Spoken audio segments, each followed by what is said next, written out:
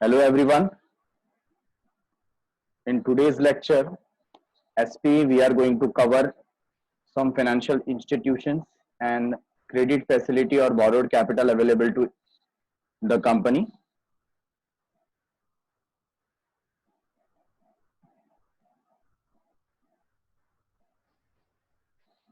So we are on page number 27.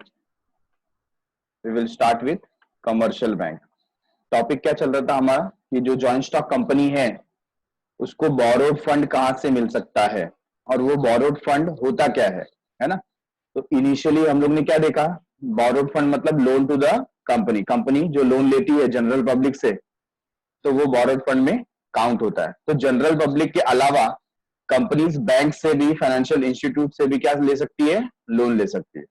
तो इस borrowed fund में हमने क्या क्या देखा, सबसे पहले हम लोग ने देखा डिवेंचर, और फिर हमने देखा बॉन्ड्स। बॉन्ड्स के बाद हमने कवर अप किया पब्लिक डिपॉजिट। पब्लिक डिपॉजिट के बाद हमने देखा एडीआर, जीडीआर, और अब हम लोग आए हैं कमर्शियल बैंक में। ठीक है, तो कमर्शियल बैंक को यहां पर समझते हैं क्या होता है कमर्शियल बैंक। तो एज द नेम सजेस्ट, पहला ध्यान हमारा किस पे जाएगा, बैंक। तो बैंक तो हम सबको पता है, आए दिन बहुत सारे बैंक के ट्रांजेक्शन हम भी करते हैं, अमाउंट डिपॉजिट करना, कैश विड्रॉ करना। ठीक है, तो बैंकिंग ट्रांजेक्शन हमें पता है। बट ये कमर्शियल बैंक क्या होता है, there are number of sources of financial short and financing short and medium term business requirement. तो बहुत सारे सोर्सेस है, हमको शॉर्ट टर्म और मीडियम टर्म कैपिटल मिल सकता है। हमने शॉर्ट टर्म की बात की थी, जो क्या बोलते हैं हम लोग जिसको लेस देन अ ईयर। आपको लोन चाहिए 1 साल से कम पीरियड के लिए, है ना। हो सकता है 15 दिन के लिए चाहिए, 1 मंथ के लिए चाहिए, 3 मंथ्स के लिए चाहिए, तो ये आपका रिक्वायरमेंट हो सकता है। और दूसरा पता है मीडियम टर्म। मीडियम टर्म का मतलब क्या हो जाता है यहाँ पर, 2 ईयर्स से 5 ईयर्स के बीच में का पीरियड। ठीक है, 2 साल 4 साल के लिए आपको लोन चाहिए, उसको हम मीडियम टर्म ऐसा बोलेंगे। Among these commercial bank constitute the most predominant source।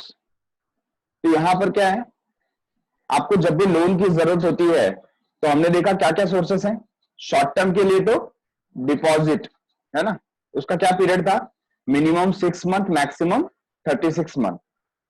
उसके अलावा क्या बताया यहाँ पर, कमर्शियल बैंक। आपको पैसा कहां से मिल सकता है, कमर्शियल बैंक से मिल सकता है। तो दे आर प्रीडोमिनेंट सोर्स, मतलब इनका डोमिनेंस है, इनका प्रभुत्व है, मतलब ज्यादातर लोग बैंक से लोन लेते हैं। लोग मतलब कंपनीज। ठीक है, commercial bank play significant role in corporate financing in India. तो जो कॉर्पोरेट फाइनेंसिंग है, मतलब जो कंपनी को लोन चाहिए रहता है, उसके अंदर कमर्शियल बैंक का बहुत ही इंपॉर्टेंट रोल है। सिग्निफिकेंट मतलब important. Commercial bank by introducing variety of deposit scheme tailored to individual depositor need mop up saving of people and make use of these savings to meet varied requirement of corporate enterprises। तो यहां पे पूरा process बताया है। क्या बोला, commercial bank by introducing variety of deposit scheme, मतलब commercial bank के पास क्या है, बहुत सारे डिपॉजिट स्कीम रहते हैं। जैसे हम लोग ने कल बात की थी या लास्ट लेक्चर में बात की थी कि आप बैंक में जाओ तो आपको वेरियस टाइप्स के क्या मिल जाएंगे, अकाउंट मिल जाते हैं। Saving account, current account, fixed deposit account, recurring deposit account, है ना। तो ऐसे अलग अलग क्या है, डिपॉजिट स्कीम है। और क्या बताया, tailored to individual depositors need. Tailored का मतलब क्या होता है यहाँ पर, कस्टमाइज, जैसा आपका जरूरत है, जैसा आपका नीड है, उसके हिसाब से डिपॉजिट स्कीम बनाते हैं। आप बोलोगे कि मेरे पास सिर्फ 20,000 रुपए है डिपॉजिट करने के लिए, वो बोलेंगे चलेगा, हम उसके हिसाब से आपको स्कीम देंगे। आप बोलोगे मैं 5 साल तक रुक नहीं सकता, मुझको खाली 2 साल के लिए चाहिए, या कोई बोलेगा मेरे को 6 महीने के लिए डिपॉजिट करना है, कोई बोलेगा मुझे 1 महीने के लिए डिपॉजिट करना है। तो उनके अलग अलग स्कीम होते हैं, इसको बोलते हैं टेलर मेड। टेलर मेड मतलब कस्टमाइज, जैसे कस्टमर का रिक्वायरमेंट है उस तरीके से आपको स्कीम प्रोवाइड किया जाता है। ठीक है, mop up saving of people and make use of these savings to meet varied requirement of corporate enterprises। तो यहां पर क्या, mop up का मतलब क्या हो जाता है, कलेक्ट करना। जो हमारी सेविंग्स होती है, हम सेविंग अकाउंट में पैसे रखते हैं, करंट अकाउंट में पैसा हमने रखा, तो जो भी सेविंग हम लोग करते हैं उस सेविंग का वो लोग क्या करते हैं, कन्वर्ट करते हैं इन्वेस्टमेंट में, और जो कॉर्पोरेट एंटरप्राइजेस है, मतलब जो कंपनी है, उनको लोन प्रोवाइड करते हैं। क्या प्रोवाइड करते हैं? लोन। मतलब हमारा पैसा जो सेविंग है हमारी, वो बैंक क्या करती है? उसको लोन के रूप में कॉर्पोरेट्स को देती है। ठीक है, तो ये काम होता है कमर्शियल बैंक का। Commercial bank assist corporate enterprises, तो हेल्प करती है। क्या, किस चीज में हेल्प करती है? By granting term loan to companies. तो कंपनीज को क्या देती है? Term loan. टर्म लोन का मतलब क्या होता है? पीरियोडिक, 5 इयर्स का, 10 इयर्स का, 15 इयर्स का, 2 इयर्स का, 1 ईयर का, जैसा भी है। तो टर्म लोन प्रोवाइड करने में क्या करती है? हेल्प करती है। Granting term loan to companies, company को टर्म लोन ग्रांट करती है, सीधा लोन प्रोवाइड करती है। दूसरा, by subscribing to share and debenture of the company. तो कई बार क्या होता है, जो कंपनीज है, कंपनीज को ह्यूज फंड का रिक्वायरमेंट रहता है। अब इस ह्यूज फंड के रिक्वायरमेंट को लेकर के वो कभी कभी किसको अप्रोच करते हैं? बैंक को अप्रोच करते हैं कि हमारा मार्केट में न्यू शेयर आया है या न्यू डिवेंचर हम लोग ने लॉन्च किया हुआ है, क्या आप उसको परचेस करेंगे क्या? तो यहां पर वो उसको भी परचेस करते हैं, सब्सक्राइब करते हैं, और उसके थ्रू भी हमें पैसा मिलता है एज अ कंपनी। ठीक है, तो पहला डायरेक्ट लोन लेना, किससे? बैंक से, इसमें बैंक मदद करती है। दूसरा, वो हमारे शेयर को क्या कर सकती है? खरीद सकती है, सब्सक्राइब कर सकती है, या हमारे डिबेंचर को परचेस कर सकती है, मतलब हमको डिबेंचर के थ्रू लोन दे सकती है। ठीक है, by underwriting the issue of securities of the company. Underwriting, ये वर्ड सुना है क्या? यस, अंडरराइटिंग का मतलब क्या होता है? तो वर्ड अंडरराइटर, ये 11th स्टैंडर्ड में हम लोग ने किया हुआ है, इसके लिए मैं ये टर्म आपको पूछ रहा था। तो अंडरराइटर का मतलब क्या होता है? जब भी कंपनी शेयर इश्यू करती है तो एक टर्मिनोलॉजी होती है जिसको हम लोग बोलते हैं मिनिमम सब्सक्रिप्शन। क्या बोलते हैं? Minimum subscription. मिनिमम सब्सक्रिप्शन का मतलब क्या होता है? कंपनी जितना शेयर बेचना चाहती है उसका एटलीस्ट 90% शेयर मार्केट में क्या होना चाहिए? सेल होना चाहिए। वापस से सुनो, अगर मैं कंपनी हूं और मुझे 10 लाख रुपीज का शेयर बेचना है मार्केट में, हाउ मच? 10 लाख रुपीज का शेयर मुझे मार्केट में बेचना है, तो मेरा एटलीस्ट 9 लाख रुपीज का शेयर सब्सक्राइब होना चाहिए, जो पूरे सब्सक्रिप्शन का कितना है? 90% है। अगर मैं ये सब्सक्रिप्शन नहीं करा पाया, या सपोज मैं 10 लाख इश्यू कर रहा हूं लेकिन लोगों ने 6 लाख रुपीज का ही खरीदा, तो 90% सब्सक्रिप्शन हुआ क्या? नहीं हुआ। तो ऐसे केस में क्या होता है? ऐसे केस में रूल ये है कि आपको कंपनी बंद करनी पड़ेगी, और जिसका जिसका पैसा आया है उसका पैसा दे करके आप क्या कर दो? शटर डाउन कर दो, वाइंड अप कर दो। मतलब आपकी कंपनी शुरू होने के पहले क्या हो गई? बंद हो गई। तो कितना रिस्की है। तो यहां पर अंडर राइटर की हेल्प ली जाती है। किसकी? Under writer. अंडर राइटर करके इंस्टीट्यूट हो सकता है, इंडिविजुअल पर्सन हो सकता है, या कुछ कंपनीज मिलकर के अंडर राइटिंग का काम कर सकती हैं। तो अंडर राइटर होता क्या है? Under writer is a person who gives guarantee of minimum subscription. Under writer is a person who gives guarantee of minimum subscription. मतलब क्या है? ये ऐसे लोग रहेंगे जो हमें क्या देंगे? गारंटी देंगे। किस चीज का गारंटी देंगे? ये गारंटी देंगे कि अगर आपका मिनिमम सब्सक्रिप्शन नहीं हुआ, अगर आप अपने 90% शेयर नहीं बेच पाए, तो आप चिंता मत करो, हम आपका शेयर परचेस करेंगे, सब्सक्राइब करेंगे, है ना। तो ये जो इनकी गारंटी है, इसी को क्या बोला जाता है? Under writing. और ये गारंटी वो फ्री में नहीं देते, इसका कमीशन लेते हैं। क्या लेते हैं? कमीशन लेते हैं। तो बात समझ में आ गई होगी अच्छे से। अंडर राइटिंग का मतलब क्या हो जाता है? Person who gives guarantee of minimum subscription. ठीक है, तो बैंक जो है, कौन सा बैंक? कमर्शियल बैंक, ये 3 फैसिलिटी प्रोवाइड कर रही है। पहला तो डायरेक्टली लोन दे रही है, ग्रांटिंग टर्म लोन। दूसरा, सब्सक्राइब करेगी आपके शेयर को या डिवेंचर को। और तीसरा, वो गारंटी देगी आपके शेयर को बेचने के लिए। ठीक है ना, कि वो अपनी तरफ से आपके शेयर बेच करके दिखाएगी, आपका जो मिनिमम रिक्वायरमेंट है मिनिमम सब्सक्रिप्शन का, वो पूरा करेगी। ठीक है, commercial bank also play an important role in providing short term finance.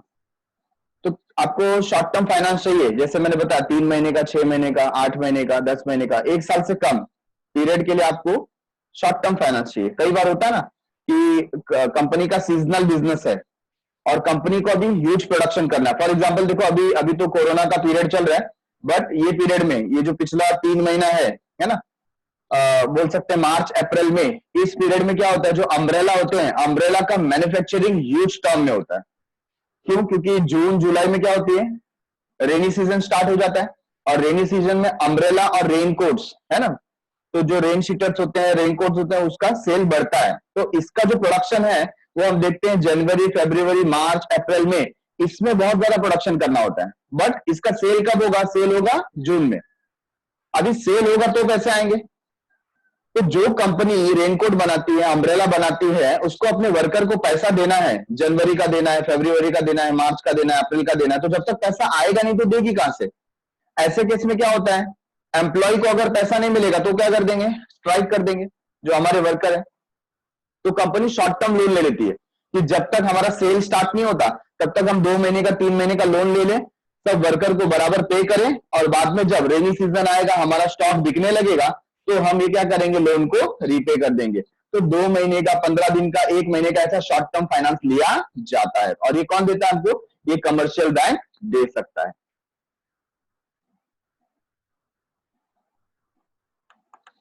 They have become primary source of financing working capital, है ना। जब भी वर्किंग कैपिटल का हमारा रिक्वायरमेंट होता है, और वर्किंग कैपिटल का रिक्वायरमेंट हमेशा कैसा होता है? Short in nature, short term requirement है, तो आपको क्या काम आएगा? Commercial bank of the business. In India primary source of financing working capital R bank credit and trade credit. तो ये दो चीज है, बैंक क्रेडिट और ट्रेड क्रेडिट, ये दो सोर्स से हमको क्या मिलता है? वर्किंग कैपिटल के लिए पैसा मिलता है, मतलब शॉर्ट टर्म फंड मिलता है। क्या मिलता है? Short term fund. Bank have introduced many innovative schemes, बहुत सारे नए नए स्कीम्स बैंक चलाती है फॉर डिसबर्समेंट ऑफ क्रेडिट, ताकि वो लोन दे सके लोगों को, ठीक है ना। They are as follows. तो आपको अगर लोन लेना है as a company, as a individual, तो आपको कहां से लोन मिलेगा, कैसे मिलेगा, कौन सी ऐसी स्कीम्स है? तो उसमें सबसे पहला है ओवरड्राफ्ट, है ना। ओवरड्राफ्ट ये हम लोग ने बीके के अंदर भी पढ़ा हुआ है। ओवरड्राफ्ट क्या होता है? तो ओवरड्राफ्ट फैसिलिटी ये किसको मिलता है? ये मिलता है करंट अकाउंट होल्डर को, ठीक है। अच्छा, नाम से ही पता चलता है ओवरड्राफ्ट। ओवरड्राफ्ट, ओवर मतलब ज्यादा, और ड्राफ्ट मतलब निकाल लिया, ज्यादा विड्रॉ कर लिया। किससे ज्यादा विड्रॉ कर लिया? जितना बैलेंस आपके अकाउंट में था उससे ज्यादा आपने विड्रॉ कर लिया। कैसे कर लिया? ये फैसिलिटी आपको बैंक ने दिया है। किसने दिया है? बैंक ने। एग्जाम्पल, आपके बैंक अकाउंट में 1 लाख रुपीस है, लेकिन सामने क्रेडिटर जो है वो आपके सामने 3 लाख रुपीस के हैं। कितने के हैं? 3 लाख रुपीस के, ठीक है ना। और आपको चेक इश्यू करना है, तो अगर आपने बैंक से फैसिलिटी ली हुई है, कौन सी फैसिलिटी? ओवरड्राफ्ट फैसिलिटी, तो उसका एक लिमिट होता है। फॉर एग्जांपल, बैंक ने आपको 5 लाख का ओवरड्राफ्ट फैसिलिटी दिया है, हाउ मच? 5 लाख का। तो आप अपने अमाउंट से 5 लाख ज्यादा विड्रॉ कर सकते हैं, मतलब आपका जो नेगेटिव बैलेंस है वो कहां तक जा सकता है? 5 लाख। तो इससे फायदा क्या होगा? आपका चेक बाउंस होगा नहीं, ठीक है ना। तो क्या लिखा है? A company having current account with the bank is allowed overdraft facility. Company जिसका करंट अकाउंट होता है, ऑब्वियसली कंपनी है या बिजनेस है, उसका हमेशा क्या होता है? करंट अकाउंट होता है, ठीक है। तो उनको क्या दिया जाता है? ओवरड्राफ्ट फैसिलिटी दिया जाता है। Borrower can withdraw funds as and when needed, जब जब पैसे की जरूरत पड़ेगी बोरोवर पैसा निकाल सकता है। He is allowed to withdraw on his current account up to the credit limit which is sanctioned by bank. तो एक क्रेडिट लिमिट दिया जाता है, जैसे मैंने यहां पर बताया 5 लाख रुपीस, तो 5 लाख के ऊपर आप नहीं निकाल सकते। क्यों? आपकी लिमिट फिक्स की गई है, ठीक है। तो 5 लाख रुपीस का आपका क्या है? Credit limit. ऐसा हर एक का अलग अलग होगा। छोटा होगा, छोटा जो बिजनेसमैन है उसका हो सकता है 50,000, 1 लाख का हो, ठीक है ना।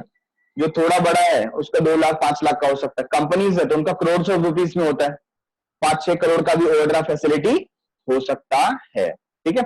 तो ये ओवरड्राफ्ट कितने मंथ का होता है? यूजुअली ये 3 मंथ्स का होता है। 3 महीने में आपको ये जो पैसा है ओवरड्राफ्ट का वो रिटर्न करना पड़ता है, बराबर है। तो जितना अमाउंट आपने एक्स्ट्रा विड्रॉ किया है आपको उसी पे इंटरेस्ट पे करना है। फॉर एग्जाम्पल, 5 लाख का आपको लिमिट दिया था, आपने 2 लाख रुपीस एक्स्ट्रा विड्रॉ किया, तो आपको इंटरेस्ट किस पे भरना पड़ेगा? 2 लाख पे ही भरना पड़ेगा, ठीक है। Within this stipulated limit any number of drawings are permitted. आप कितनी भी बार क्या कर सकते हो, इसमें से विड्रॉ कर सकते हो। Repayment can be made when ever required during the this time period.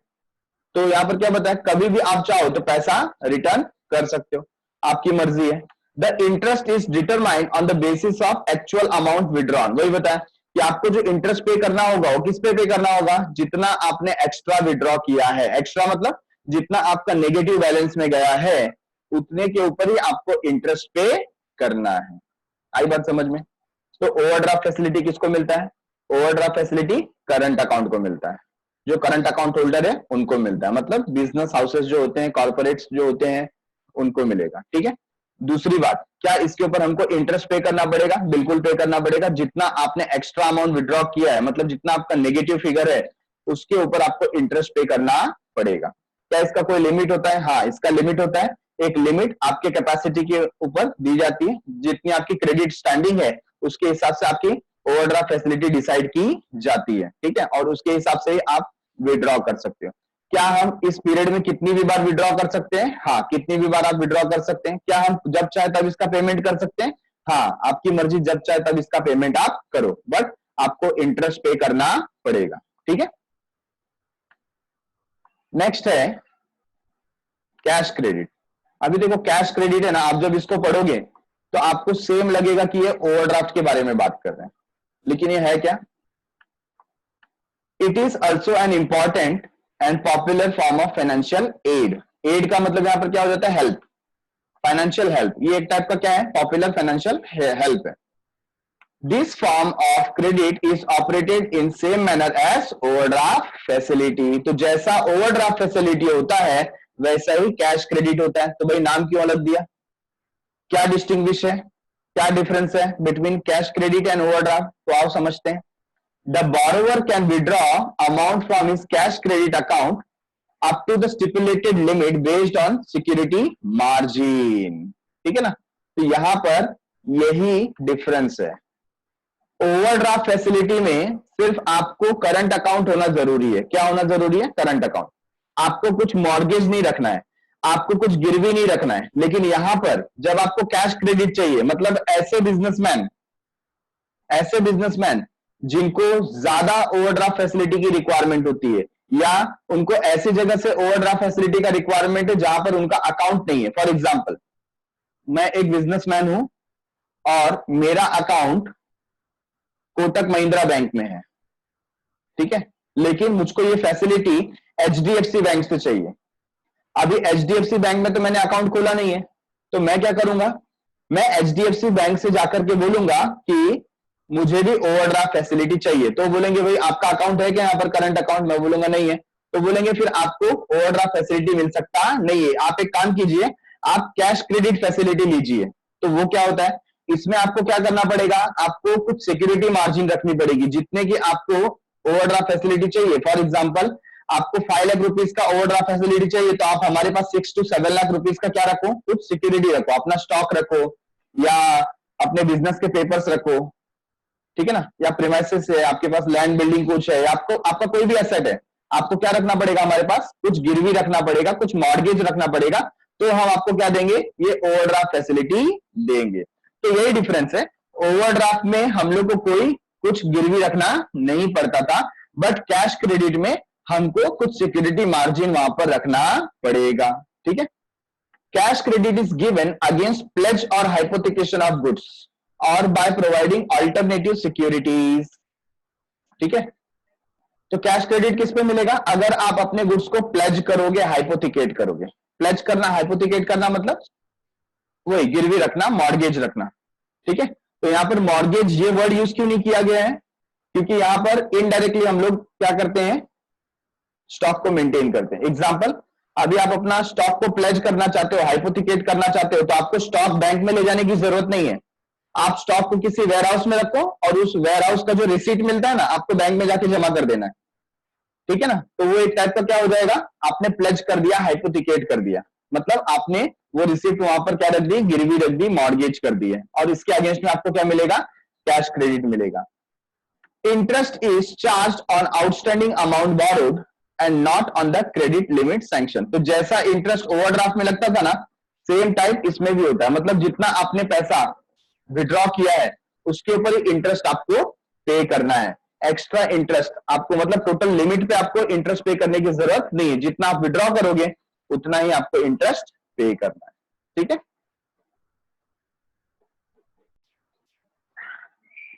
Cash loans, next point is cash loans. Cash loan क्या है? Under this the total amount of loan is credited by bank to the borrower's account. Interest is payable on actual balance outstanding. बहुत ही simple तरीका है। For example मैं एक आपको domestic example से बताता हूं, बाद में कॉर्पोरेट एग्जाम्पल पे हम लोग बाद में जाएंगे। ठीक है। सपोज आपको अपना एक हाउस बनाना है, ठीक है ना, खुद का घर आप क्या करना चाहते हो, बनाना चाहते हो। अब आपने इंजीनियर से क्या किया, कोटेशन ले लिया कि कैसा डिजाइन रहेगा, क्या रहेगा, कितना खर्चा आएगा। इंजीनियर ने बोला 15 लाख रुपीस लगेगा पूरे घर को बनाने में, डेवलप करने में। ठीक है। तो आपने सोचा कि आपके पास 5 लाख रुपए ही है और 10 लाख रुपए में क्या करूं, लोन ले लेता हूं। बराबर है। तो आप बैंक के पास गए, बैंक को बोला भाई मुझको क्या चाहिए, लोन चाहिए। क्यों चाहिए? मुझको खुद का घर बनाना है तो लोन चाहिए इसके लिए। अच्छा, ये लोन कैसे चाहिए आपको? एक साथ चाहिए? कैसे चाहिए आपको? तो अभी ये जो घर आप बनाने वाले हो उसमें कैसा होता है, जैसे जैसे काम कराते जाते हैं ना वैसे वैसे हमको पेमेंट करना पड़ता है ना। तो स्टार्टिंग में ही सीधा हम लोग को 15 लाख रुपीस दे देना ऐसा नहीं है। फॉर एग्जाम्पल स्टार्टिंग में वो क्या करेंगे, स्टार्टिंग में बेसमेंट का काम वगैरह होगा, ठीक है ना। फिर उसके बाद जो भी ब्रिक्स लगता है या बिल्डिंग मटेरियल लगता है वो सब हम लोग सप्लाई करके वो सब मंगाएंगे। बराबर है। और उसके बाद जब स्ट्रक्चर क्रिएट होगा फिर और पैसा लगेगा। उसके बाद पूरा स्ट्रक्चर क्रिएट होने के बाद विंडोज लगाना है, फिर डोर का जो भी इक्विपमेंट वगैरह रहता है वो सब हम लोग को लगाना है। फिर उसके बाद हम प्लास्टर कराएंगे, ठीक है ना। फिर रूफ टॉप कैसा होगा, फिर इंटीरियर कैसा होगा, फिर कलरिंग का खर्चा, फिर एसी वगैरह का इक्विपमेंट हम लोग को वहां पर लगाना है, टाइल्स वगैरह लगाना है। तो धीरे धीरे आफ्टर पीरियड ऑफ टाइम, है ना, 15 दिन के बाद, 1 महीने के बाद आप धीरे धीरे पैसे खर्च करते हो। तो यहां पर आप बोल रहे हो कि नहीं मेरे को तो पैसा कैसा चाहिए, थोड़ा थोड़ा चाहिए। तो बैंक वाला बोलेगा एक काम करते हैं, आपका हम लोग जो 10 लाख रुपए है ना, आपका एक लोन अकाउंट ओपन कर देते हैं। तो बैंक में आपका एक लोन अकाउंट ओपन हो जाएगा, हम उसमें पैसे डाल देंगे, आपको जैसा चाहिए आप वैसा निकालो। हमने 10 लाख रुपए आपको दे दिए और आपको हमको इंटरेस्ट उस 10 लाख रुपए पे देना है। फिर आपकी मर्जी, आप कैसे निकालते हो वो आपके ऊपर है, लेकिन हमने आपको दे दिया, आपका लोन अकाउंट बना दिया, उसके अंदर 10 लाख रुपए पड़े रहेंगे, आपको जैसा निकालना है आप वैसा निकालो। आगे बात समझ में? तो कैश लोन का मतलब क्या होता है? सिंपल लोन है कि एक लोन अकाउंट कंपनी खोल देगी, उसके अंदर पैसे रख देगी, आपको जैसे निकालना है वैसे विड्रॉ करो, लेकिन जो इंटरेस्ट लगेगा वो टोटल अमाउंट पे लगेगा, जिसमें मैंने एग्जांपल लिया है 10 लाख रुपीज। ठीक है। डिस्काउंटिंग बिल्स ऑफ एक्सचेंज, ये जो टॉपिक है डिस्काउंटिंग बिल्स ऑफ एक्सचेंज, ये मैं बीके में लेने वाला हूं। ठीक है। तो इसको हम लोग ज्यादा यहां पर एम्फोसिस नहीं करेंगे इसके ऊपर, आप शॉर्ट में समझिए। बिल्स ऑफ एक्सचेंज क्या होता है? बिल्स ऑफ एक्सचेंज एक डॉक्यूमेंट है जिसके through credit transaction easily possible हो पाता है। जब बायर और सेलर के बीच में क्रेडिट ट्रांजैक्शन होता है तो as a evidence, as a proof एक बिल साइन किया जाता है। किसके द्वारा? उसको ड्रॉवी साइन करता है, ठीक है, मतलब बायर साइन करता है और वो एक प्रॉमिस करता है कि after certain period of time वो उसका पैसा देगा। तो बैंक इसमें कैसे हेल्प करती है? फॉर एग्जाम्पल मिस्टर अभिषेक, ठीक है, मिस्टर अभिषेक ये एक सेलर है और इसके पास एक बिल है जिसका वैल्यू है 50,000 रुपीज और इसका पैसा उसको 2 महीने के बाद मिलने वाला है। ये बिल का पैसा उसको कब मिलेगा? After 2 month. ठीक है। अब ये जो बिल का पैसा आफ्टर 2 मंथ मिलने वाला है, लेकिन उसको अचानक कुछ इमरजेंसी आ गई, अभी का अभी उसको पैसे चाहिए, विद इन 1-2 डेज उसको पैसे चाहिए। लेकिन जब वो ड्रॉवी के पास जाएगा, ड्रॉवी बोलेगा देखो मैंने 2 महीने के बाद का वादा किया है तो पैसा तो मैं 2 महीने के बाद ही दे पाऊंगा, अभी मेरे पास है नहीं। तो ऐसे टाइम पे ये जो ड्रॉवर है, ये जो सेलर है, ये जो अभिषेक है, ये क्या करेगा? तो इसको एक ऑप्शन दिया गया, बैंक बोलती है आप एक काम करो, आप हमारे पास आओ, हम आपको क्या करेंगे, इसका पैसा दे देंगे। 50,000 का बिल है ना, हम आपको 2,000 रुपए कट करके दे देंगे, 48,000 हम दे देंगे, 2,000 रुपीज हमारा क्या हो जाएगा, चार्जेस। कौन सा चार्जेस, वेटिंग चार्जेस। इस बिल का हम लोग 2 महीना वेट करेंगे, और जब 2 महीने पूरे हो जाएंगे ना, तो हम आपकी जगह जाएंगे किसके पास, ड्रॉवी के पास, बायर के पास, और उससे पैसे ले लेंगे पूरे 50,000। ठीक है। और अभी हम आपको कितना दे रहे हैं, अभी हम आपको 48,000 देंगे, जो भी परसेंटेज होगा उनके कमीशन का। ठीक है, तो ये बात समझ में आ गया। तो इस प्रोसेस को क्या बोलते हैं, discounting of bill of exchange, discounting of bill of exchange. ठीक है, तो ये बीके के अंदर हम लोग इसको पढ़ेंगे, इसके ऊपर जर्नल एंट्रीज भी पास करेंगे। The drawer of the bill, that is seller, can receive money from drawee on due date. जो सेलर है उसको पैसा कब मिलेगा, मैच्योरिटी डेट पे मिलेगा, ड्यू डेट पे मिलेगा, और आफ्टर द ड्यू डेट या ड्यू डेट के बाद मिलेगा। ठीक है, drawer can receive money before due date by discounting the bill, it is bank. तो ड्रॉवर को अगर ड्यू डेट से पहले पैसा चाहिए, मैच्योरिटी डेट से पहले पैसा चाहिए, तो वो किससे ले सकता है, बैंक से ले सकता है। This is nothing but selling the bill to the bank. आप क्या कर रहे हो, ये अपना बिल बैंक को सेल कर रहे हो, बेच रहे हो। ठीक है, the bank gives money to drawer less than the face value of the bill. Bill का जो फेस वैल्यू था, जैसे मैंने बताया 50,000 का बिल था, तो बैंक क्या करेगी, 2,000 रुपीज डिडक्ट कर लेगी, और बाकी का जो 48,000 है वो आपको दे देगी। तो एक हिसाब से आपने अपना बिल क्या किया, 50,000 वाला बिल 48,000 में सेल कर दिया। These bill of exchange are trade bills. तो बिल ऑफ एक्सचेंज क्या होता है, ट्रेड बिल होता है। They are accepted by bank and cash in is advance against them, और कैश उसके बदले में दिया जा सकता है। तो बैंक ये बिल को परचेस कर लेती है और आपको उसका अमाउंट दे देती है। ओके,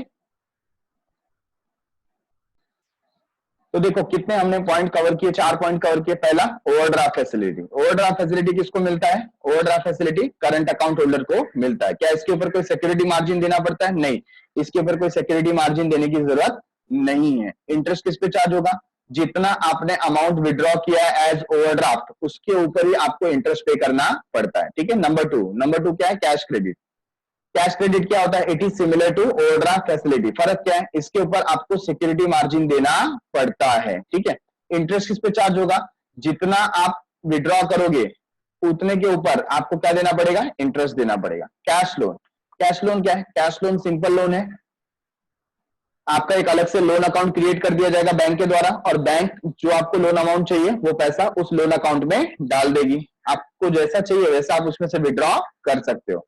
इंटरेस्ट किस पे लगेगा, वो पूरे अमाउंट पे लगेगा जो आपके लोन अकाउंट में डाला गया था बाय द बैंक। ठीक है। और डिस्काउंटिंग बिल ऑफ एक्सचेंज, तो बिल बैंक आपसे परचेस कर लेता है कुछ मार्जिन डिडक्ट करके। ठीक है, और आपको जो फंड की रिक्वायरमेंट थी तो शॉर्ट टर्म फंड आपको प्रोवाइड कर देता है। Next is financial institution. Next क्या है, फाइनेंशियल इंस्टीट्यूशन। अभी फाइनेंशियल इंस्टीट्यूशन मतलब ऐसे इंस्टीट्यूशन जो फाइनेंस में डील करते हैं, आपको फाइनेंस प्रोवाइड करते हैं। ठीक है।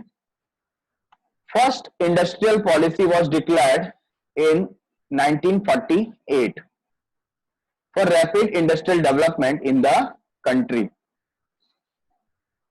तो फर्स्ट इंडस्ट्रियल पॉलिसी की यहां पर बात हो रही है, मतलब जब हमारा इंडिपेंडेंस हमें मिला था, इंडिया को जब इंडिपेंडेंस मिला था 1947 के बाद, 1948 में इंडिया को डेवलप करने के लिए हम लोग ने क्या लाया, इंडस्ट्रियल पॉलिसी लाया।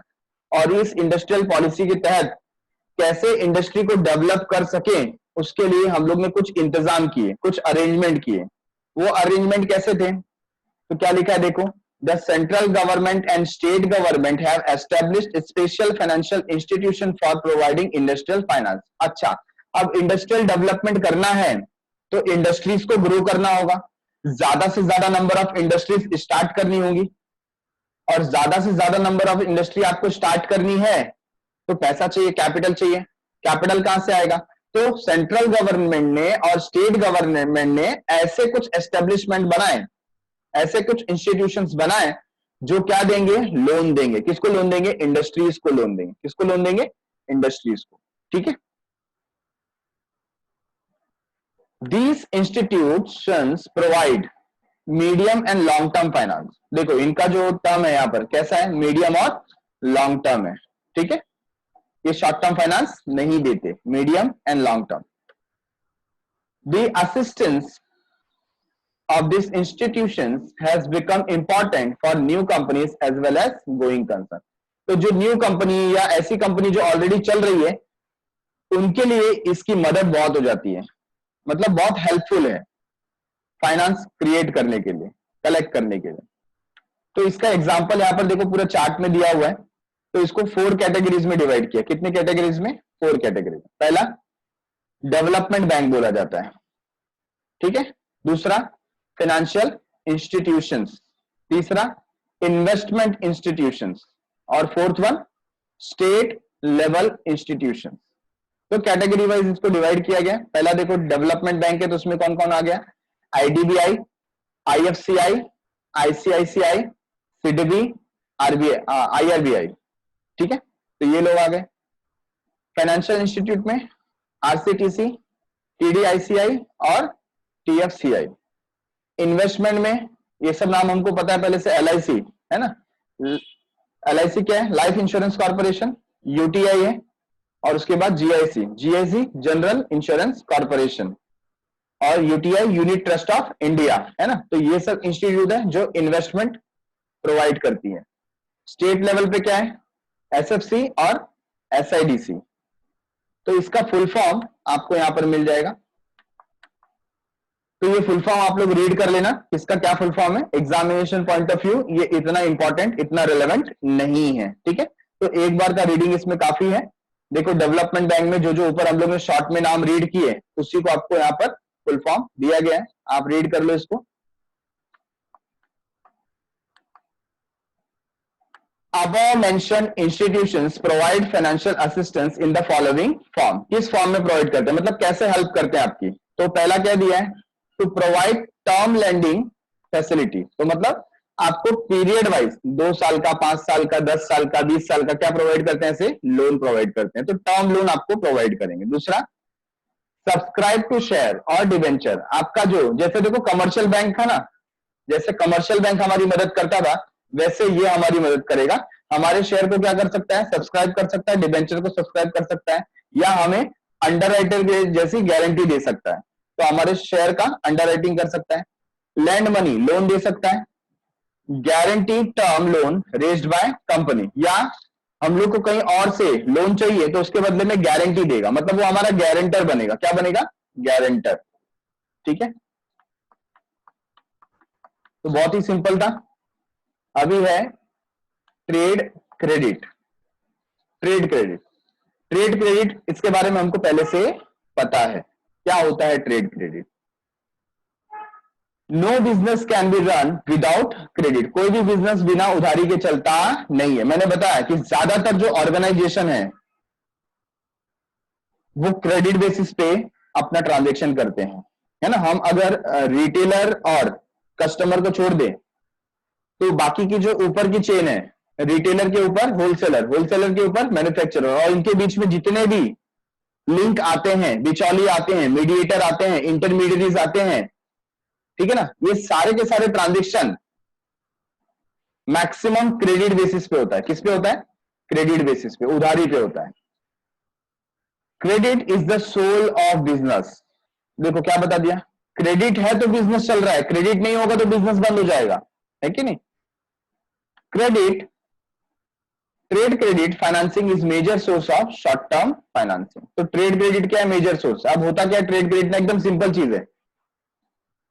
एक बिजनेस दूसरे बिजनेस से जो क्रेडिट पीरियड लेता है ना, उसी को क्या बोलते हैं? Trade credit. फॉर एग्जांपल जो रिटेलर है वो होलसेलर से कुछ गुड्स उसने लिया, तो उसका पैसा कब देगा? वो बोलेगा भाई मुझको ये पे करने का कुछ पीरियड दो, 15 दिन, 1 महीना, 1.5 महीना, 2 महीना, कुछ पीरियड दो, मेरा ये माल बिक जाएगा ना तो मैं आपको पैसे दूंगा।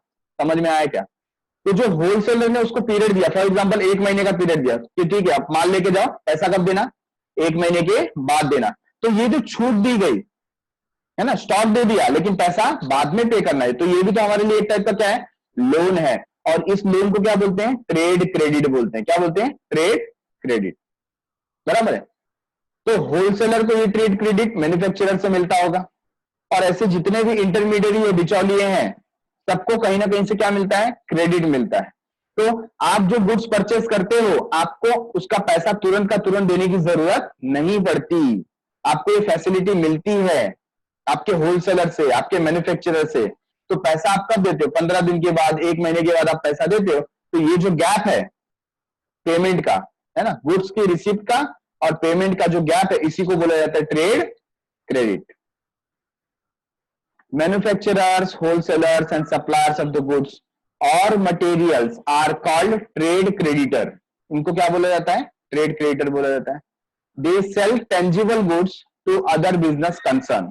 तो ये क्या सेल करते हैं? गुड्स सेल करते हैं। टेंजिबल मतलब जिसको आप देख सकते हो, छू सकते हो, यूज कर सकते हो, है ना, उसको टेंजिबल गुड्स बोला जाता है। तो ये टेंजिबल गुड्स सेल करते हैं on the basis of deferred payment. Deferred मतलब कभी कभी इंस्टॉलमेंट में पैसा लेते हैं, एक साथ लेते नहीं है। 10 लाख का माल बेचा तो 2-2 लाख 3-3 लाख करके क्या करते हैं?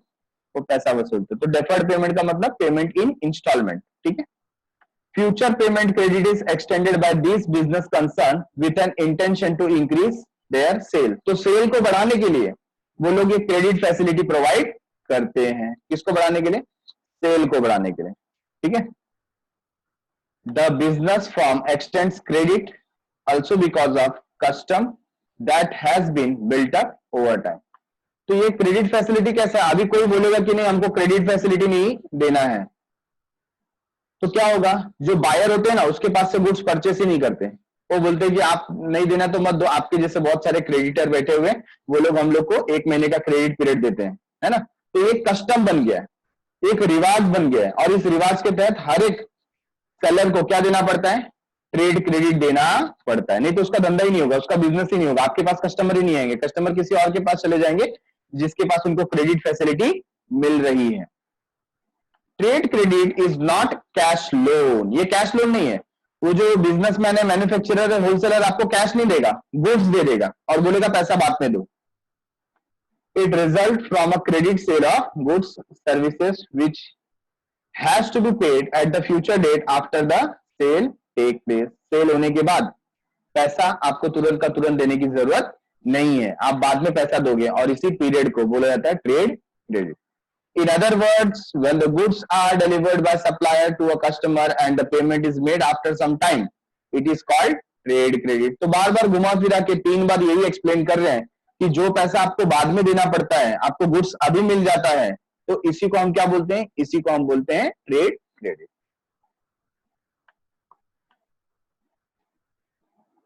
In distributive trade, this kinds of credit has great significance. तो जहां पर डिस्ट्रीब्यूटर्स वगैरह रहते हैं, है ना, जैसे कोई भी एक ऑर्गेनाइजेशन है, उसके बहुत सारे कौन है? डिस्ट्रीब्यूटर्स हैं। फॉर एग्जांपल हिमालय कंपनी है या पतंजलि है या ऐसा फार्मास्यूटिकल्स कंपनी है, वो क्या करते हैं? अपने डिस्ट्रीब्यूटर्स रखे हैं, ठीक है ना। तो इनको जो माल जाता है ना, इनका पैसा वो तुरंत का तुरंत लेते नहीं है। वो बोलते हैं कि आप गुड्स सेल करो, 1-1.5 महीने के बाद जब पैसा हो जाएगा तो दे देना। तो ये क्या हो जाता है? Trade credit. The small retailers to large extent rely on obtaining trade credit from suppliers. तो जो छोटे छोटे रिटेलर होते हैं ना, वो इसी के ऊपर डिपेंड रहते हैं। उनके पास खुद इतना सारा कैश होता नहीं है कि वो गुड्स को कैश बेसिस पे परचेस कर सकें, तो हमेशा वो लोग ट्रेड क्रेडिट का इंतजार करते हैं। It is an easy kind of credit which can be obtained without signing any debt instrument. बहुत ही आसान होता है। आपको ट्रेड क्रेडिट लेना है तो सिर्फ पहचान होने की जरूरत है, कोई डॉक्यूमेंट वगैरह साइन करने की जरूरत नहीं है ना। सिर्फ आपकी अच्छी पहचान है सेलर के साथ में। आप स्टार्टिंग में कुछ महीने, 5-6 महीने आपने उससे गुड्स परचेस किया, आपकी अच्छी से उसकी पहचान आ गई, उसको आपके ऊपर विश्वास आ गया, तो आपको क्रेडिट देना चालू कर देगा। ठीक है, गुड्स लेकर के जाओ, पैसा बाद में देना, ठीक है। तो इसमें कोई डॉक्यूमेंट साइन करने का जरूरत नहीं होता। It is readily available and is cheap method of financing, क्योंकि उसके ऊपर इंटरेस्ट वगैरह आपको पे करना नहीं पड़ता, तो ये बहुत ही चीप है, सस्ता है। Supplier sell goods and willingly allow 30 days और मोर। तो सप्लायर जब गुड्स बेचता है तो 30 या 30 दिन से ज्यादा का पीरियड देता है for bill to be paid. They even offer if bills are cleared within a short period. तो डिस्काउंट भी देते हैं। अगर आपने क्या किया, आपको 30 दिन दिया था, लेकिन आप बोलते हो कि मैं 10 दिन में पैसा दे देता हूं, तो आपको क्या देंगे? वो डिस्काउंट भी देंगे, ठीक है ना। सच एज 10 days और 15 days etcetera. The term of trade credit are not rigid. तो इसका जो क्रेडिट पीरियड रहता है वो रिजिड नहीं रहता है। कोई अगर कस्टमर रिक्वेस्ट करे कि मैं 30 दिन में पैसा नहीं दे सकता, मुझको 45 डेज दो, तो बोलेंगे ठीक है चलो कोई बात नहीं, आपके ऊपर विश्वास है, आप 45 डेज दे दो। तो ऐसा भी टर्म्स एंड कंडीशन होता है जो बहुत हार्श नहीं है, स्ट्रिक्ट नहीं। तो at the end of the chapter अभी हम लोग क्या कर लेते हैं, एक क्विक रिवीजन कर लेते हैं डिस्टिंग्विश के रूप में, ठीक है। और ये डिस्टिंग्विश आपको 2 टाइम्स लिखना है, बहुत ही इंपॉर्टेंट है।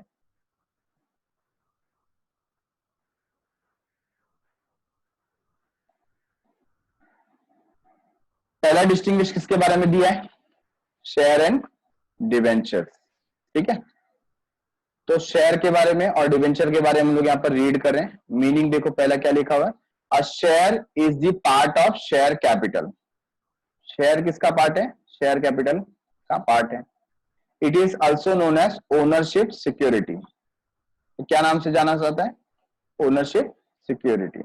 Debenture is a certificate of loan taken by company. तो ये क्या एक टाइप का सर्टिफिकेट है कि कंपनी ने आपसे लोन लिया है।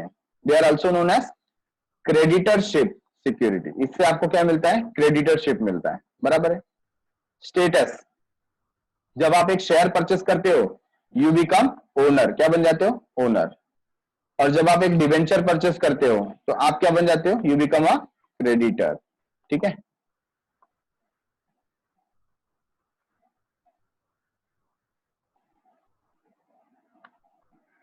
Nature, it is permanent capital. कैसा कैपिटल है, अगर ये इक्विटी शेयर कैपिटल है तो परमानेंट है, मतलब पैसा कब मिलेगा, जब आपकी कंपनी वाइंड अप हो जाएगी तो ही आपको आपका पैसा वापस मिलेगा। तो इसका पैसा कंपनी के लाइफ टाइम तक रिपे किया जाता नहीं है। जबकि यहां पर ये कौन सा कैपिटल है, ये टेम्पररी कैपिटल है, मतलब इसका फिक्स्ड पीरियड होता है। After fixed period of time company आपको आपका पैसा वापस कर देगी। फॉर एग्जाम्पल 5 इयर्स का डिबेंचर था तो 5 साल के बाद आपका पैसा आपको वापस मिलेगा, ठीक है। क्या शेयर होल्डर को वोटिंग राइट मिलता है, यस, उनको नॉर्मल वोटिंग राइट मिलता है। They enjoy normal voting right, ठीक है। तो जनरल मीटिंग में वो आ सकते हैं, उनको इनवाइट किया जाएगा, पार्टिसिपेट कर सकते हैं मैनेजमेंट में और वोट दे सकते हैं।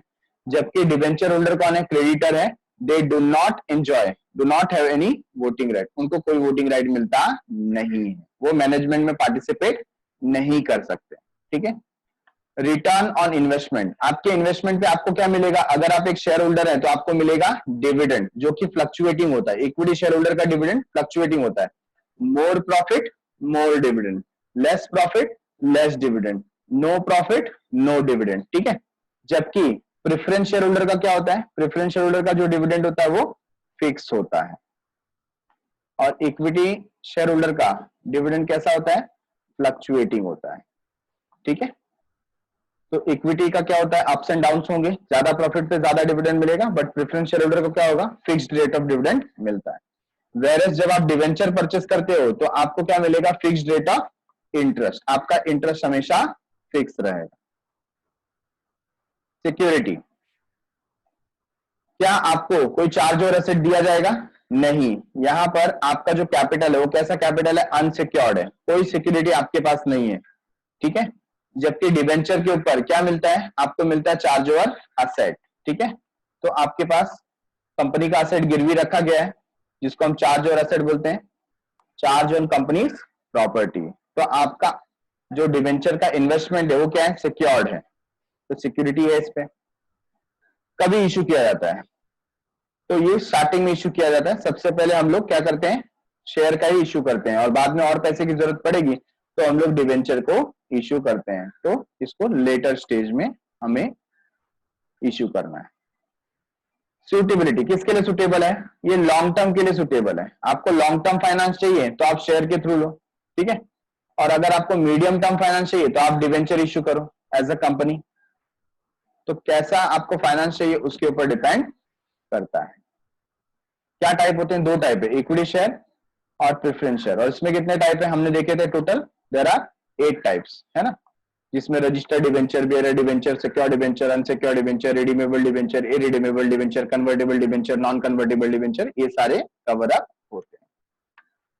पोजीशन ऑन लिक्विडेशन, कंपनी अगर बंद हो गई, कंपनी अगर बंद हो गई तो आपको पैसा कब मिलेगा, आपका क्या पोजीशन होगा, तो आपका रेसिडुअल क्लेमेंट हो आप, क्या हो, रेसिडुअल। रेसिडुअल मतलब सबसे लास्ट में, तो यहां पर देखो ये लिखा है रैंक लास्ट, सबसे लास्ट में पैसा मिलेगा, जबकि डिवेंचर होल्डर को सबसे पहले, rank prior to share holder. ठीक है, तो सबसे पहला पैसा डिवेंचर होल्डर को मिलता है और शेयर होल्डर को सबसे लास्ट में पैसा मिलता है। अभी इक्विटी और प्रेफरेंस देख लेते हैं। इक्विटी शेयर वो शेयर है जो प्रेफरेंस शेयर नहीं है। देखो कितना सिंपल डेफिनेशन दिया है, shares that are not preference share are called equity share. ठीक है, that is these share do not have preferential right for payment of dividend and repayment of capital, इनको कोई preferential right मिलता नहीं है, जबकि यहां पर carry preferential right as to payment of dividend, dividend भी पहले मिलता है और रीपेमेंट ऑफ कैपिटल भी पहले होता है। Rate of dividend, rate of dividend कैसा है, इक्विटी शेयर होल्डर को कैसा रेट मिलता है, fluctuating, more profit more dividend, less profit less dividend, no profit no dividend, जबकि प्रेफरेंशियल होल्डर का कैसा रेट रहता है, फिक्स्ड रेट ऑफ डिविडेंड होता है। ठीक है, वोटिंग राइट, क्या वोटिंग राइट मिलता है इक्विटी शेयर होल्डर को, yes they enjoy normal voting right and they can participate in management, but preference share holder को कोई वोटिंग राइट मिलता नहीं है। ठीक है, they can not vote in the meeting, हाँ स्पेसिफिक मीटिंग होगा, जनरल मीटिंग नहीं, अलग से उनके लिए सेपरेट मीटिंग रखा गया ना तो वो वोट कर सकते, देखो लिखा है they can vote only on matters affecting their interest, ऐसी कोई मीटिंग रखी गई जहां पर उनका इंटरेस्ट अफेक्ट हो रहा है तो वो वोट कर सकते हैं, अदरवाइज वो जनरल मीटिंग में वोट कर सकते नहीं है।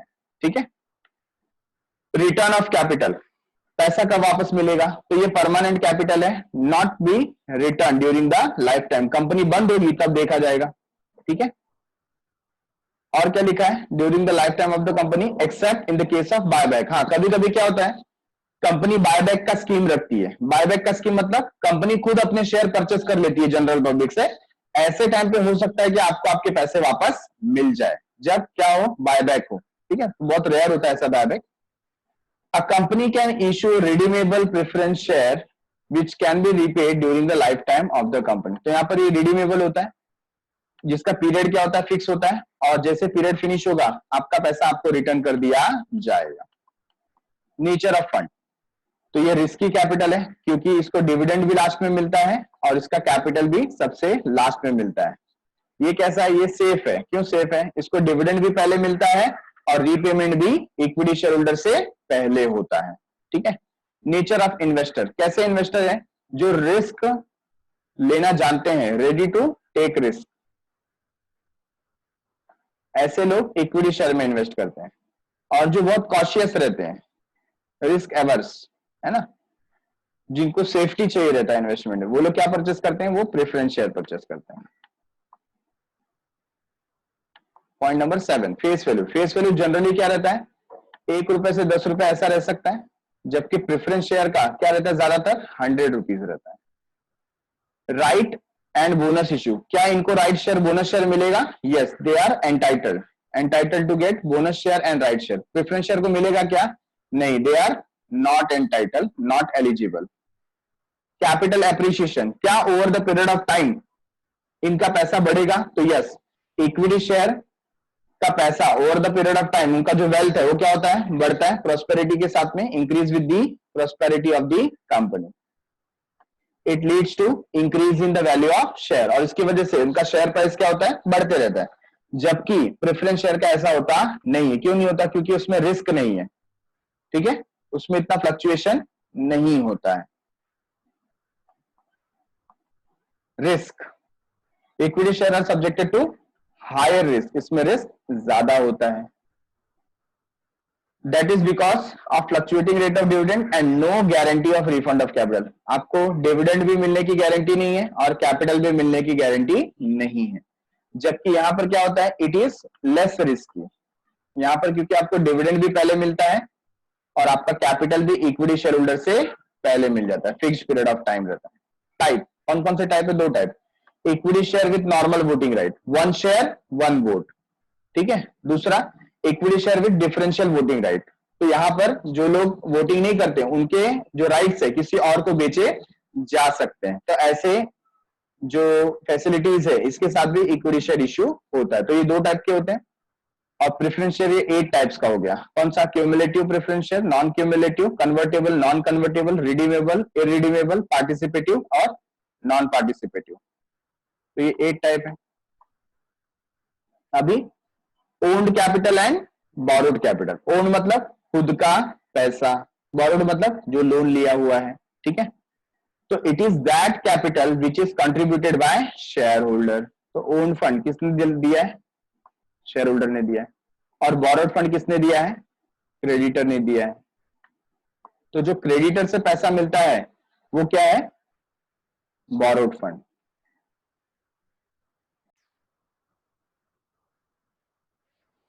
तो point number 2, sources. Owned capital का क्या सोर्स है? तो collected by issue of equity share and preference share. तो ये 2 टाइप है जिसके थ्रू हम लोग क्या कर सकते हैं? ये अमाउंट कलेक्ट कर सकते हैं ओन कैपिटल का। बोरोड फंड कहां से आएगा? तो बोरोड फंड के लिए डिवेंचर है, फिक्स डिपॉजिट है, लोन है, फाइनेंशियल इंस्टीट्यूट है या बॉन्ड है ना? तो यहां से अमाउंट आ सकता है। ये सोर्सेस है। रिटर्न्स, रिटर्न्स क्या मिलता है? हमने देखा डिविडेंड मिलेगा। और जो बोरोड फंड है उस पर क्या मिलेगा? इंटरेस्ट मिलेगा। मतलब एज अ कंपनी हमें पे करना है। अगर हम कंपनी या कॉर्पोरेशन है तो हमको क्या करना है? पे करना है। हमारे ओन कैपिटल पे हमको डिविडेंड देना पड़ेगा और जो हमने बोरो किया हुआ है उस पे हमको इंटरेस्ट पे करना पड़ेगा। ठीक है। स्टेटस, ओन फंड वाले को क्या बोलेंगे? ओनर बोलेंगे। और जो डेट होल्डर है उनको क्या बोला जाएगा? क्रेडिटर बोला जाएगा। वोटिंग राइट, क्या ओन फंड पे वोटिंग राइट मिलता है? तो यस, जो इक्विटी शेयर होल्डर है उनको मिलेगा। ठीक है, तो यहां पर वही लिखा है, equity share holder enjoys normal voting right at general meeting. लेकिन प्रेफरेंस शेयर होल्डर को वोटिंग राइट मिलता नहीं है। ठीक है, क्रेडिटर को नहीं मिलेगा। Creditors do not enjoy voting right. Repayment कब होने वाला है? तो शेयर होल्डर का तो परमानेंट होता है, तो उनको सबसे लास्ट में मिलेगा। Do not enjoy priority over creditors. जबकि जो क्रेडिटर है उनको हमेशा क्या मिलता है? पहला अधिकार मिलता है। वो शेयर होल्डर से पहले जाकर के अपना पैसा ले सकते हैं। राइट है। चार्ज ऑन असेट, क्या चार्ज ओवर असेट मिलता है शेयर होल्डर को? नहीं, share holder do not have any charge over asset. उनको कोई चार्ज ओवर असेट मिलेगा नहीं। जबकि जो डिवेंचर होल्डर है उनको क्या मिलता है? चार्ज ओवर असेट मिलता है। ठीक है, तो इसमें हम लोग सिर्फ डिवेंचर की बात कर रहे हैं। बाकी जो फिक्स डिपॉजिट है, ठीक है, बॉन्ड है, उसके ऊपर कोई चार्ज और एसेट होता नहीं है। तो ये हम लोग ने चैप्टर फिनिश किया, समरी दिया हुआ है और डिस्टिंग्विश हमने कर लिया, तो एक क्विक रिवीजन भी हो गया है। तो कुछ क्वेश्चन के आंसर फटाफट मुझको दे दो। देखो यहां पर ऑब्जेक्टिव लिखा हुआ है, dash is a smallest unit in the total share capital of the company. तो क्या आंसर होगा? Smallest unit, share is the correct answer. ठीक है, आप लोग अपना आंसर चैट बॉक्स में लिखते जाओ so that I can understand. The benefit of the depository receipt is ability to raise capital in dash market. Benefit of the depository receipt is ability to raise capital in the dash market. तो जो depository receipt होता है उससे हम लोग कहां से पैसा ले सकते हैं? कहां से ले सकते हैं? तो हमने डिपॉजिटरी का देखा था, कहां पर होता है वो? इंटरनेशनल, है ना। एडीआर जीडीआर की बात करें कि जब एडीआर जीडीआर रहेगा उसके थ्रू हम लोग फॉरेन कंट्रीज से भी पैसा ले सकते हैं शेयर के थ्रू। Dash are residual claimant. Residual claimant मतलब लास्ट, सबसे लास्ट में पैसा किसको मिलता है बोलो? सबसे लास्ट में पैसा मिलेगा इक्विटी शेयर होल्डर को। ठीक है। Dash participate in management of their company. कौन पार्टिसिपेट करता है कंपनी के मैनेजमेंट में बोलो? प्रेफरेंस शेयर होल्डर, डिपॉजिटर या equity share holder? Yes, equity share holder. Dash shares are issued free of cost. Free of cost ये word आते ही हमारे दिमाग में क्या आता है? बोनस, बोनस शेयर, है ना। Bonus is the correct answer. The holder of the preference share has right to receive dash rate of dividend. जो प्रेफरेंस शेयर होल्डर है उनको कैसा डिविडेंड मिलता है?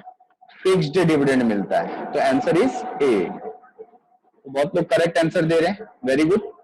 Accumulated dividend is paid to dash preference share. Accumulated, किसको dividend accumulate होकर मिलता है?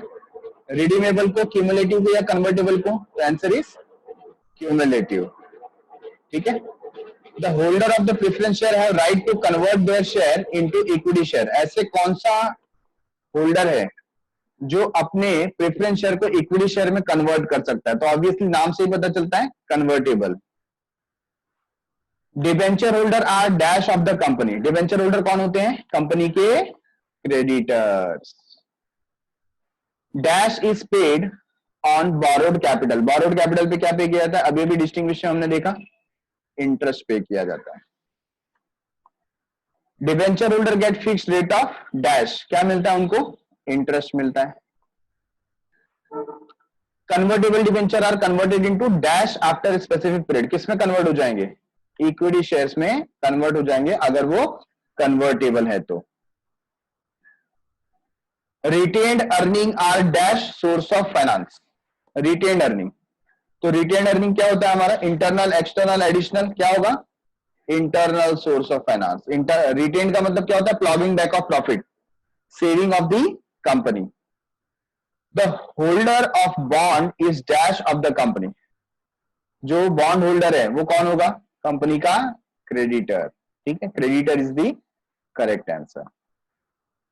Company can accept deposits from public minimum for dash month. Deposit का मिनिमम पीरियड क्या था? 6 मंथ, है ना? 6 month is the minimum period. Company can accept deposit from public maximum for dash month. Maximum period क्या था बोलो? 36 month, right. A depository receipt traded in dash is called American depository receipt। बोलो American वाला कहां चलेगा? London, Japan, USA? तो obviously कहां चलेगा? USA. USA is the correct answer.